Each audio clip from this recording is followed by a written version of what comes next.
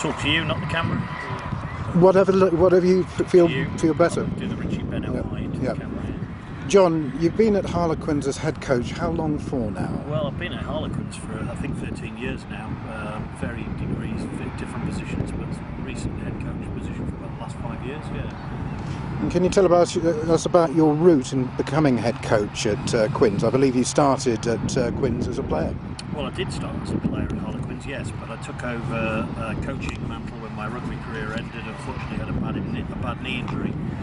And after a lot of toing and froing, I ended up doing an under-21 coaching position at Richmond in 1991. That was the first coaching position I took, and that went reasonably well. I was given the first team job at Richmond, which involved promotions, and the game then went into a professional era, which place I took on the mantle as a full-time head coach, then director of rugby at Richmond. That again went really well, but unfortunately Ashley Levette, who financed the company, decided that he wanted to withdraw his funds, which meant the club essentially as a professional entity had to terminate that way, and so I ended up going to Ireland for 2 years, coached in Galway and enjoyed that thoroughly. We were successful out there. We got promotion and we ended up in the playoffs. And then the opportunity came to come back to Harlequins, and having played at Quins, much as I'm a North East lad at heart, and I played at Quins here, as you rightly said, and always believed that Quins had never really had possibly the right publicity, and I mean by that they weren't given credit for being as hard-working, determined side, and maybe being a bit sort of, a little bit fancy dance, with all due respect, and that irked a northern lad like myself, where I played with a lot of other northern boys at Quins, like Mickey Skinner and John Olver and Mark Fletcher and several others, and it was an opportunity that I thought was a wonderful one to take on, and I've enjoyed it thoroughly. Yes, there've been difficult times, but there've also been some incredible times of late recently as well, and we've managed to win a few trophies along the way, so thoroughly enjoying it. You've probably answered my next question: what keeps you at Quins? Well, there's been a few pivotal moments, if I'm going to be really honest with you, about whether it was the right time to keep going, but all the time it was sort of, have I given everything I can to the group, to the club, and if I were to leave, given it was my choice, was it the right time to do so? And that has never been the situation. I've always believed that there has still been a progression to take, and yes, we've had some wonderful success over recent years, but we've got to build on that. We're trying to now build a legacy, but there's been lots of little chapters, I guess, during that time, and circumstances have been, it just was never the right time to walk away and say, I think Quins have had the best of me, and I'd like to think over the time I've been here that I've hopefully had a little part to play in terms of the successes that Harlequins have had. I understand one of your major hates is disorganised people. How do you ensure that the players you coach remain focused and organised? So you've been looking at Room 101, have you? Funnily enough, yes. You've done your homework. Look, you've just got to set standards that you think are important to people. It's like anything in life, isn't it? And yes, I do get quite bullshit when people are not organised. I think it's something that you can be in control of. I think it's important to respect everybody around you, to make sure that you are able to get from point A to point B at the right time, in the right way. So the lads who've worked with me over the years understand totally the way the rules are, and I hope I'm not too archaic about the way I set those standards, but I still feel it's the right way, and it's an old-fashioned value that was given many years ago by my parents. Between you and Conor O'Shea, who has the say on picking the team and deciding on substitutes? If ever it's a difficult decision, then it's Conor's, and I always tell the player that I would have picked the other one, so that I keep on the right side of the players. Conor picks the team, he makes the final decision on substitutes, he's the director of rugby. You can only have one boss, and he is the boss. He and I talk a huge amount. We all do as a coaching group, but it's important that Conor and I have a very close relationship, which we do, and we speak at length about things, and we're neither of us shy of a word or two, so communication flows very well, and we give our views, and if occasionally the decisions are not unilateral, and more often than not they are, but if they aren't, then you have to respect and understand that decisions made by one person, and one thing I think we're very good at Quins is making a decision and then backing each other and going forward with it rather than questioning things, and having great knowledge, which is hindsight. But no, it works very well. Some people are surprised that Ugo Monye, although very well loved by everybody, is perhaps not as fast or as effective as he used to be, is still at Quins as a player. What do you see his place is with the introduction of Marlon Yard and Aseli Tikutura?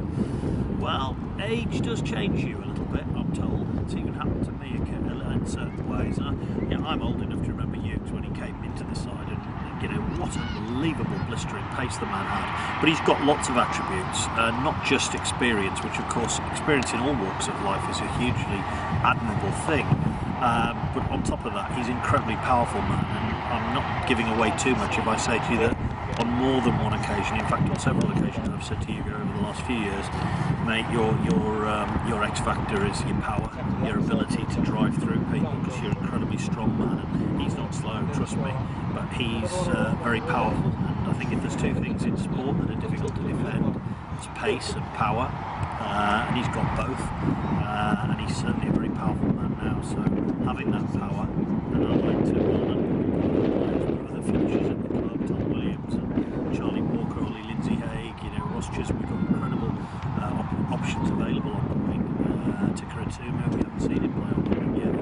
He's been playing so all of them have got attributes, and clearly Hugo will have a major say to play in the way that we go forward this year. With Joe Marler as captain for 14-15 season, what do you perceive his strengths to make him an effective captain? If he listens to me, because he'll probably hear me. Is this Twitter? He'll be listening to this, or what do you do? It will be on the blog. It's on a blog, is it? You might as well tell me it's on another planet. I don't know these things, but I think that Joe is an incredibly intelligent man. I think he holds his light under a bushel a little in certain ways, but he's incredibly respected by the group.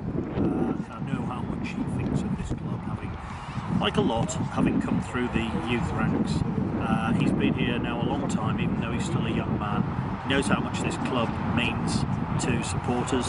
I know how much it means to him, and I've got no doubt he'll put that passion into the job. And he's equally an intelligent man. He's got an awful lot of good helpers around him as well. So it'll be great for him to have that opportunity, and I know he's immensely proud and keen to get started on it. How much input did you have in making the decision for his captaincy? Cite the same question that you asked me earlier about Connor. Connor and I spoke at length about what was right, what was wrong, and we agreed it was the right decision. I've had an opportunity to briefly look at the facilities at Surrey Sports Park, which look absolutely terrific. How is this impacting on squad training? Fantastic. Again, old enough to remember some of the less exotic sites that we've trained at. This is by far and away the best, and I think you sometimes forget how good it is. It's only when you start to realise the players are, with respect, whinging occasionally, and that they're not complaining about this, that and the other, and you realise that actually there is very little or nothing to complain about here. These facilities are absolutely first class, and we're very privileged and lucky to be here. Is there a change in reliance of the progression of coming through the academy, or there's still the belief that this system ticks all the right boxes for a successful team? Ticks all the right boxes. I think you want the right players, of course you do, and they wouldn't be here unless there were the right players. But what's the X factor? The X factor is on why you want to do something for a group.